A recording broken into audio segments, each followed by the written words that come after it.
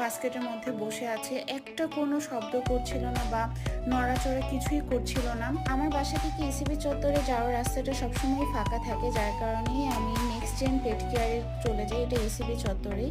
সাম্বাকে এর আগেও আমি এখানে একবার দেখিয়েছিলাম, যার কারণেই আবার এখানে আসা। প্রায় ৪ ঘন্টা হয়ে গেছিল, কিন্তু সাম্বা কোনোভাবে কোনো পুশ করছিল না। তবে খুব শান্ত হয়েছিল, বাট একটু পর থেকেই দেখি ওর অনেক বেশি পরিমাণে পেইন ওঠা শুরু হয়।